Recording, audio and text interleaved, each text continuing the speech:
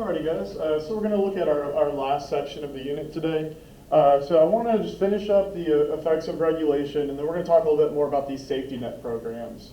Alright, so we talked yesterday about some of the need of these regulations, like looking at banks and the issues that we had back in 2008 during the big housing crisis there. But I want to look more at the downsides of these regulations as well. All right, so a good thing to think about with this is to think about the airline industries like back in the 80s. So there used to be like 3 or 4 really big ones. You had like Delta, Southwest, American Airlines, and there may have been like 1 or 2 other kind of smaller ones. All right, and so the government had all of these really, really strict regulations on the airline industry. Well, I think it was under the original George Bush, like Daddy Bush.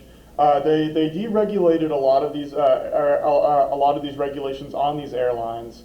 And so when they did that, you started to have a lot more airline companies pop up. Now, the reason that they did this is because it's in the airlines company's best interest to keep their planes flying as well. They don't want a plane to crash. And so theoretically, they'll take care of these safety precautions.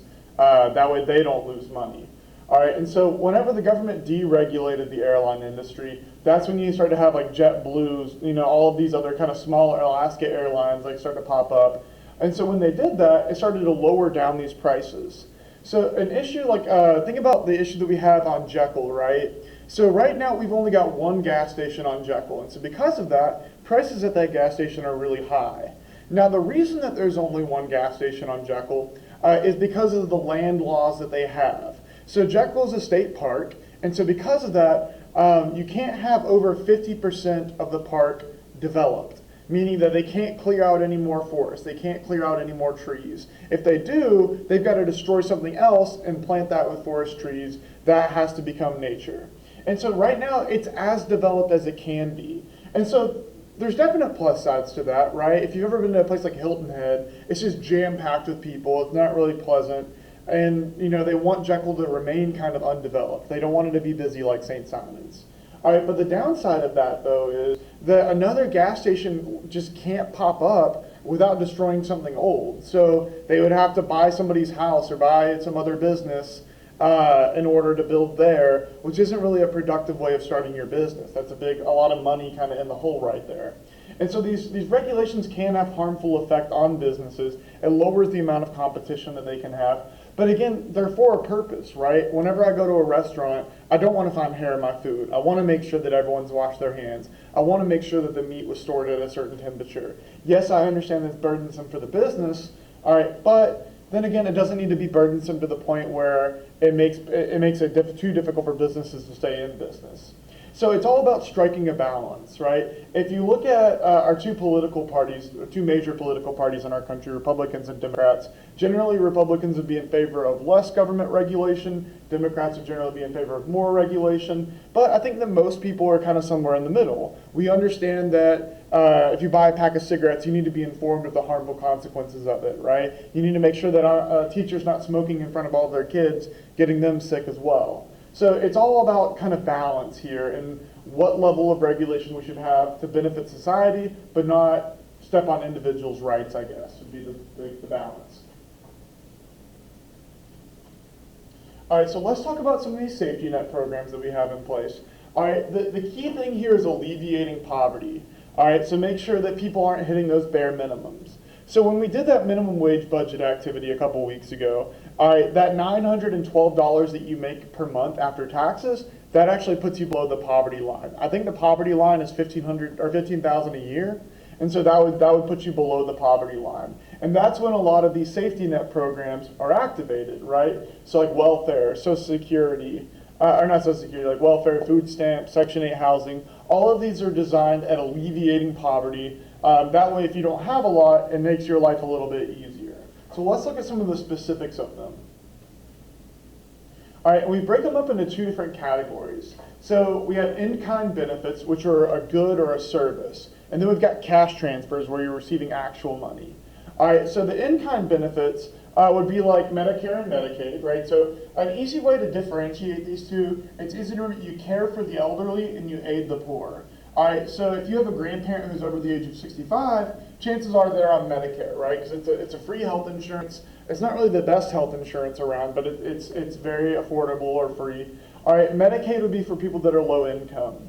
So if you think about Obamacare, Obamacare is just an expansion of Medicaid. It expanded how many people were eligible for Medicaid, what the money threshold was for it, and it changed a couple other things as far as pre-existing conditions and stuff like that. But yeah, so looking at a couple other things that the government provides. So with education, in the state of Georgia, you've got two big benefits, right? First off would be Hope Scholarship. All right, and this is a government program for everybody, and it's based on your GPA. But something we don't talk about as much is the needs-based scholarship that's available, which is the Pell Grant, and this is federal. So anybody in the United States that's a U.S. citizen, I guess I should say, is eligible for the Pell Grant, and it's based off of need. All right, and a good example of this is a mistake that happened with me whenever I was applying to college. So whenever I first filled out my FAFSA back when I was still in high school, I guess I accidentally marked that I had a kid. And I remember that I went during orientation over the summer to Georgia Southern, and I was like, whoa, that was a mistake. I don't have a kid. And they're like, all right, that's fine. We'll fix it. Well, on the first day of school at Georgia Southern, I received a check for $5,000 for the semester. All right, and when I called the Pell Grant people, they were like, well, you're a single dad and you know you're going to college. That's really great. We just wanted to help you out. And I was like, I don't have a kid. I promise you that I don't have a kid. But that's the purpose there, though, right? They were trying to provide that financial assistance to provide that education for me. All right, housing would be Section 8 housing. All right, and so we've got a lot of areas in Glenn County that would be considered Section 8 housing. And so what this would look like essentially is instead of paying $700 or $800 a month for rent, you're paying like $100 or $200. The idea being you could take that money that would have gone to your landlord and instead put it towards food or other toiletries, necessities, things like that. All right, the SNAP program, we talked a little bit about with the minimum wage activity. It's there to make sure that you've got that extra money for food, that if your budget's tight, food isn't something that's disappearing. And especially when it comes to kids, that's something that's very, very important. All right, and the other type of safety net programs that I want to talk about are cash transfers. These are ones that are a little bit more controversial because they're ones that provide direct money. So TANF, you would receive like a check every month. Social Security, you would receive a check every month. Same thing with unemployment. Now the issue that people have with these is once you've had that cash, there's very little ways to regulate or what people do with it. So with the Section 8 housing, there's not really a way to abuse this program. But if you receive that monthly check, there's no telling how people are going to spend that money. Now, does that mean that we should get rid of these programs? Absolutely not. I mean, they're vitally essential for people. But I just wanted to kind of show you all both sides that's what some people are concerned about with this. But they've done studies, and the rate of abuse on these programs is like less than 1%. So they're still important programs. They're still ones that we should have. So TANF, again, is if you're below that, I think it's like $1,200 a month threshold, then you receive an extra monthly stipend. Social Security is if you're over the age of 65 or elderly. Unemployment only lasts for 6 months. So there's kind of this myth going around about people abusing unemployment, but there's a time limit on it. So it's only available for 6 months. Then you're eligible to reapply for it. All right, so if you look at our current pandemic, right, we have record levels of people filing for unemployment.